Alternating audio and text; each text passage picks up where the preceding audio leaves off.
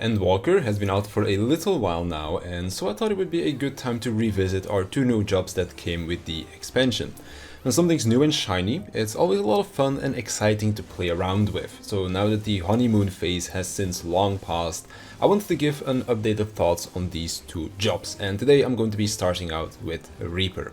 Initially, I thought Reaper would be right up my alley because it has a lot of things to manage. You have the dev's design debuff you have to keep up, 2 gauges that you don't want to overcap, and you also have a fair amount of forced combos, I guess would be the best way to describe it. So my interest was piqued, to say the least. The job itself has a really nice flow to it. You use your GCDs to build up the soul gauge, that allows you to use your avatar of global cooldowns that then combo into your Gibbet and Gallows global cooldowns, which then build Shroud gauge, that then in turn allows you to use Enshroud. So sounds like there's a lot of steps to follow, and I guess there are, but it's very intuitive, and I think that's kind of important. Reaper is a job that I think at least is fairly easy to pick up. But there's still some optimization that can be done so that the job doesn't feel too easy either. So I think it strikes a good balance between easy to pick up but still having some room for mastery to be shown. I think that the only thing about Reaper that feels kind of slapped on is dev's design. While I definitely don't mind it being there, help, I came from a time where most jobs in the game had a debuff to manage, so it's something that I was used to having around, but I feel like it doesn't really add anything to the job. And if I look at all of the other jobs that had something similar, they've all had that taken away as time went on, so I wouldn't be surprised to see this debuff go when we go into the next expansion, and I honestly don't think I would miss it that much either. Everything else that you do is building up towards Enshroud, but this is just one button that you press that can be pressed almost at any time just to apply a 10% damage buff for you, and it can also stack up to 1 minute, so it feels kind of out of place. I certainly don't mind it being there though, it's kind of reminiscent of old times, but with how jobs have changed over the years, I'm just a bit surprised that they even gave this to Reapers to begin with, and I would be surprised if it survives action pruning when that does happen. But it is something else to pay attention to, and it gives you something extra to press when nothing much is going on in your rotation, so I wouldn't mind if they decide to keep it around. In terms of not much going on in your rotation, it is something that I was a bit skeptical about at first because we only have one standard combo, and Dark Knight was a job that I loved to play back in Heavensward, but they kind of gutted it since then, and just hitting that 1, 2, 3 every single time just doesn't really do it for me. Luckily enough with Reaper, this basic 1, 2, 3 is something that we actually don't use as much, as there are a lot of other things that you will be pressing during your downtime. As I already mentioned before, there's Dev's Design, or Shadow of Death as the actual skill is called.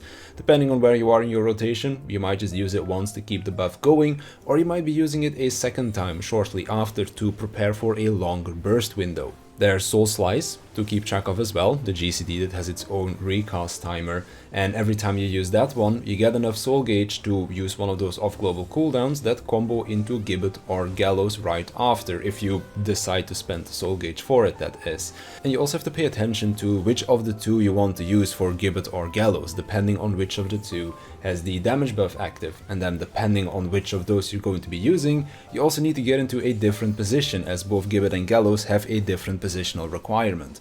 For the soul gauge as well, it's not just get 50 and spend it on Unveiled Gibbet or Gallows. You gotta check if you can use Gluttony or not, as that's also something that you want to use on cooldown, so you need to make sure that you can have 50 gauge for that when that becomes ready. And then when you use Gluttony, you're also locked into using both Gibbet and Gallows, so you need to make sure you have enough time left on Dev's Design as well, so that it doesn't drop. So there's a lot of things that you will still be managing outside of the 2-minute burst, and it's much more than just mainly pressing 1, 2, 3, so it feels a lot better than I initially thought it might. As for the burst window itself, it's very busy and it's also a pretty long burst. Ideally what you want to do is a double Enshroud, so that you can hit 2 Communios under raid buff. And it all works out so nicely as well. You make sure that you have plenty of time on Dev's Design first, you need to make sure your Soul Slice won't overcap, and you also need to make sure you have 50 gauge ready going into it. Then you can have your first Enshroud, right after that ends you have Gluttony to get Gibbet and Gallows as your filler GCDs, which then gives you enough time for your Arcane Circle buff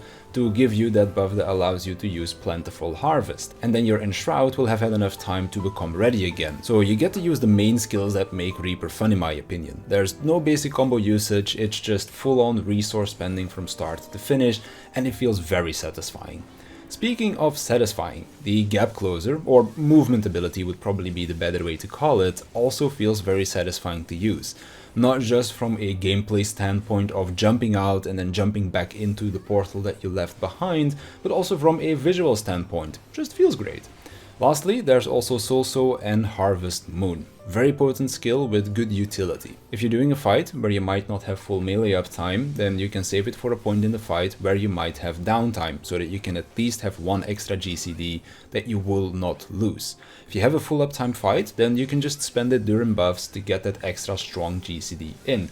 And if you have some longer downtime, where the boss goes untargetable for example, then you can get the buff back to get some more usages out of it throughout the fight. Ultimate probably has some good points in the fight where you have enough time to get Harvest Moon back, because it is a fairly long cast time.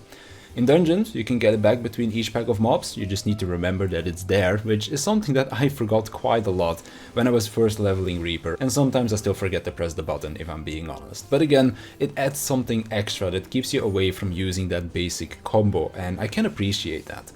Overall, I think Reaper is a really well designed job, pretty much everything flows really well into each other, and while Dev's design might get pruned in the future, I'm happy that it is here for now, as it gives you something extra to manage, and we don't have a lot of jobs in the game nowadays that offer that amount of debuff and gauge management that Reaper does offer. So I hope that they don't change it that much going into the future. So let me know what you think about Reaper.